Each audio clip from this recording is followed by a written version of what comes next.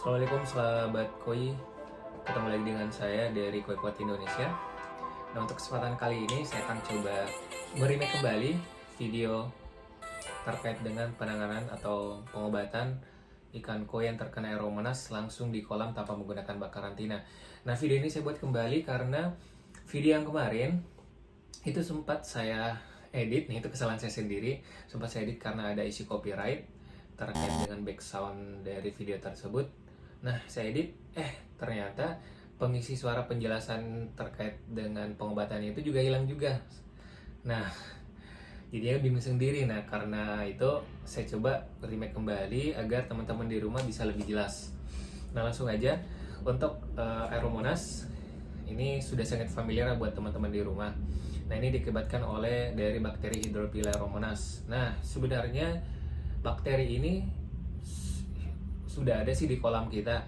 Cuman ini akan menyerang apabila kondisi air di kolam kita itu kurang baik atau parameternya memburuk, dan juga pada saat ikan koi kita tersebut juga lagi dalam keadaan kurang fit.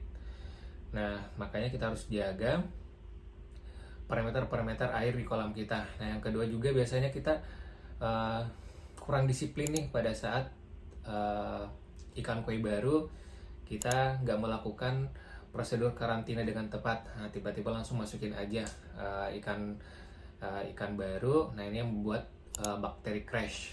Nah, ini yang biasanya membuat penyakit Aeromonas di kolam koi kita. Aeromonas ini sendiri dibanding untuk penyakit-penyakit koi jenis lainnya itu sebenarnya tidak terlalu berbahaya, seperti jamur, dropsy, ataupun penyakit-penyakit lainnya. Nah, untuk Aeromonas ini menurut saya ini masih di tahap middle ke bawah lah, masih gampang untuk ditangani. Yang penting kita tahu untuk penanganannya. Nah, untuk ciri-ciri dari ikan yang terkena Aeromonas ini, yang pertama ini bisa kita lihat, biasanya pada umumnya ikan itu akan berpisah atau menjauhi dari koloni atau kerumunan ikan-ikan yang lainnya, dia akan menyendiri. Kemudian untuk dari ciri-ciri tampilan fisiknya itu, di badannya itu terlihat ada guratan-guratan urat berwarna merah. Di siripnya atau mungkin di kepalanya itu terlihat merah seperti membara. Kalau tidak ditangani dengan tepat, itu bisa mengakibatkan borok di beberapa bagian sisiknya. Nah, langsung aja untuk pengobatannya, karena ini adalah bakteri. Nah, makanya itu dia yang kita berikan itu adalah antibiotik. Nah, yang biasanya saya gunakan adalah Aeroshield ataupun Amoxel. Nah, sekali lagi ini bukan endorse ya. Namun ini hanya coba saran aja. Ini teman-teman bisa temukan atau beli langsung di marketplace teman-teman masing-masing, di Tokped, Shopee, atau Bukalapak ada semuanya. Kalau ditanya yang mana yang bagus, dua-duanya bagus, tergantung teman-teman aja di rumah mau pakai yang mana, terserah, bebas. Nah, selain itu juga yang dibutuhkan adalah garam. Nah, untuk garam ikan. Nah, untuk pengobatannya ini sebenarnya jauh lebih baik lagi apabila kita ada bak karantina atau waterfall seperti itu. Kita pisahkan yang mana yang ikan yang sakit, yang mana ikan yang sehat. Tapi kalau kita perhatiin sudah beberapa atau sebagian besar di kolam koi kita itu sudah terkena Aeromonas, maka kita anggap aja semua ikan yang ada di kolam tersebut sudah terkena Aeromonas. Nah, makanya itu kita obatin aja langsung di kolam. Itu akan jauh lebih efektif. Selain menekan tingkat stres, daripada kita pindahin, ikan akan lebih stres lagi. Nah, makanya kita langsung obatin aja di kolam kita. Nah, untuk cara pengobatannya, langkah yang pertama itu adalah kita harus melakukan dripping ataupun juga backwash. Kita bersihin dulu semua di media-media filternya, chamber pertama, kedua, dan lain-lainnya kita bersihin semua. Setelah itu kita kurangin airnya sekitar 20-40%. Kita matiin kolam pompa filternya. Kemudian untuk aeratornya kita setting tetap kalau bisa di red flow rate yang paling tinggi. Kemudian kita masukkan Amoxel. Nah, untuk Amoxel saya ini pakai amoxel ya contohnya ya. Amoxelnya ini untuk takarannya itu 1 gram per 1 ton air. Namun kalau misalnya teman-teman menggunakan obat antibiotika lain, sesuaikan aja dengan cara aturan pakainya. Nah setelah itu kita turunkan garam.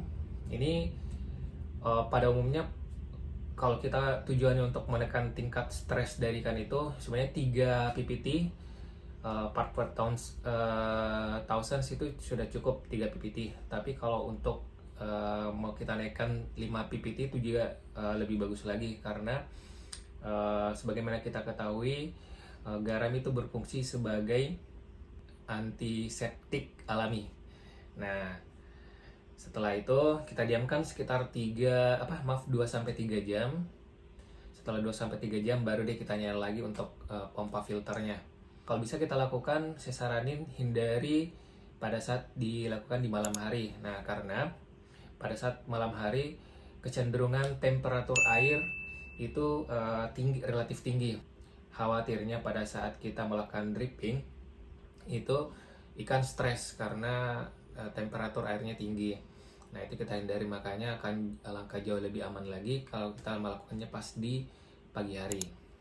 Nah setelah hari kedua kita lakukan hal yang sama, kita dripping, kita remajakan lagi airnya, kemudian matikan pompa filter, masukkan amoxel, kemudian garam, sama seperti kemarin.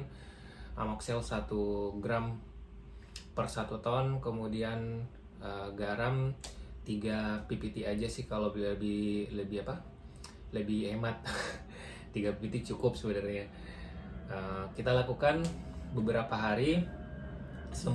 Sebagai tambahan informasi, untuk Aromonas ini kan bakteri. Nah dia memiliki masa inkubasi sekitar 7 hari. Jadi pengobatannya itu 7-14 hari. Jadi teman-teman tidak usah khawatir nih apabila melihat ikan koi kok ini belum ada perubahan padahal udah hampir 5 hari atau hampir seminggu. Nah itu tidak usah khawatir. Memang masa inkubasinya sekitar itu 7 hari sampai 14 hari. Jadi biarin aja. Yang perlu kita lakukan adalah selain pengobatan itu hanya menekan gimana caranya menekan tingkat stres ikan koi tersebut, jangan sampai lebih stres. Nah dan juga pada umumnya apabila ikan stres seperti itu biasanya kan dia akan flashing ataupun loncat. Nah ini makanya kita tutup aja menggunakan media apapun, mau itu jaring kayak maupun juga pintu rumah ataupun jendela, bebas. Yang penting gimana caranya kan ini nggak loncat keluar dari kolam. Nah ini kita lakukan selama sekitar 7-14 hari. Nah setelah ikan mulai sembuh, kita lakukan lagi tindakan recovery. Nah biasanya saya sih menggunakan pelet-pelet khusus ya, seperti kalau punya rezeki lebih pakai Medicarb, ataupun kalau enggak beli pelet-pelet yang mengandung garlic atau onion atau bawang putih gitu. Nah ada kok di beberapa di marketplace.